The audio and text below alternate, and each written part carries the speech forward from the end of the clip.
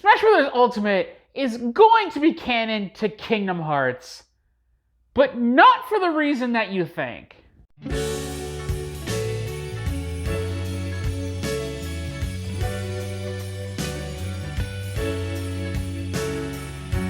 Oh yeah, warnings for spoilers for the entire Kingdom Hearts series, especially KH3. Ever since Sora got revealed as the last DLC fighter for Smash Ultimate, people have been memeing real hard on this idea that, oh, you need to play Smash Ultimate to understand what's going on in Kingdom Hearts 4. Tee-hee-hee. Like, yeah, I get the joke. Oh, Nomura's a crazy man because he makes every Kingdom Hearts spin-off have to be canon in some way and have some plot-relevant information. Like, yeah, guys, I get the joke. Now, granted, considering the achievement of Sora getting into Smash Bros. I don't doubt that it won't be referenced in future Kingdom Hearts games. But I don't think that it's going to be plot critical or whatever people think is actually going to happen. With the way Smash Bros. Is formatted, there's really no way that you can include critical plot information at all with Sora's inclusion into Smash Bros. That is even remotely comparable to any of the other Kingdom Hearts games where those were designed from the ground up to include little tidbits and morsels that tie into the greater story. I mean, I've played Sora's Classic Mode, and it's just a bunch of references to Kingdom Hearts stuff.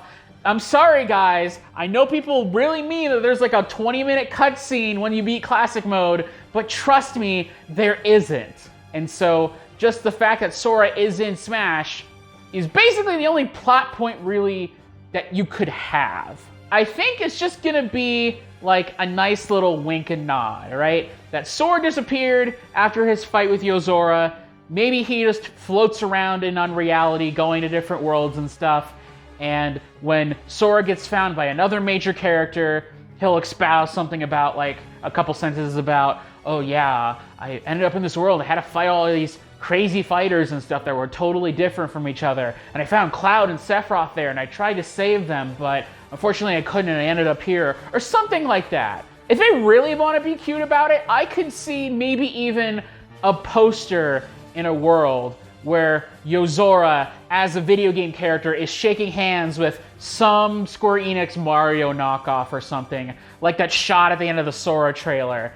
As, like, again, another cute little nod, because people get Yozora and Sora confused for each other. Now, I think the only real reason why Tetsuya Nomura would even bother with bringing Smash Bros. Into Kingdom Hearts canon, when Sora's other appearances and stuff like World of Final Fantasy have not been canonized in Kingdom Hearts, is specifically as a way to write out Cloud and Sephiroth's storyline. Now, there's been this little fun running headcanon in sort of the cross sections of Kingdom Hearts and Smash Bros. Players ever since Cloud got added into Smash 4, and really took off since Sephiroth got added in Smash Ultimate, that people kind of joke like, oh, Cloud and Sephiroth, that they ended up in the world of Smash after the end of Kingdom Hearts 2, that where they disappeared to was the world of Smash Brothers. And so, like, it's a little bit cute, right? It's kind of a cute headcanon to have. I think it's really, really funny, specifically because then that means that the stages that Cloud and Sephiroth came with,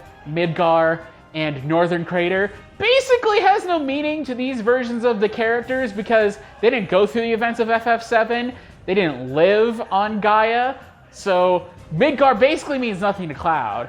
And Sephiroth doesn't understand Northern Crater because he did not, like, try to summon Meteor or anything. So that's just really funny to me.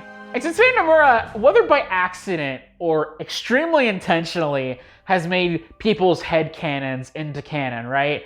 Like the theory that, oh, Ansem's guardian, the big calm guardian, is actually Terra's heart. And in Kingdom Hearts 3, that's actually true. And so it wouldn't surprise me if Nomura basically took this fan theory, ran with it, as an easy way to write out Cloud and Sephiroth from the Kingdom Hearts series in general. Because I don't know if you know this, but Tetsuya Nomura does not like putting Final Fantasy characters in Kingdom Hearts, weirdly enough, that in an interview, Tetsuya Nomura is like, yeah, I don't know, I didn't really want to put Final Fantasy characters in Kingdom Hearts 3 because he felt like it was a crutch beforehand, that he only really put them in initially in Kingdom Hearts 1 and 2 because he didn't feel like the Kingdom Hearts universe stood up on its own yet. That he needed a little bit of help from the Final Fantasy characters being there to help make the world feel more fleshed out. But now that Kingdom Hearts has a bazillion original characters, that there's not really a need for the Final Fantasy characters to show up anymore. And you can tell that Nomura isn't just like coming up with this on the spot as some weird lie,